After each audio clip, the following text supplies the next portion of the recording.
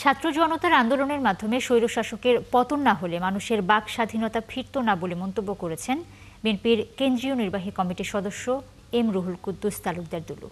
বিকেলে নাটোরের রাজাপুর সরকারি প্রাথমিক বিদ্যালয় মাঠে আসন্ন জাতীয় সংসদ নির্বাচন উপলক্ষে আয়োজিত এক উঠান বৈঠকে এই মন্তব্য করেন তিনি।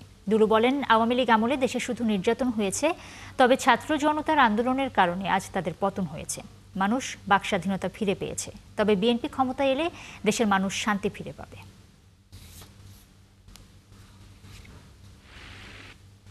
সুপ্রিম কোর্ট এই তত্ত্বাবধায়ক সরকারের বিল পাস করেছে, এটা আমি মনে করি বিএনপির জন্য নয়, এই বিল বাংলাদেশের মানুষের জন্য।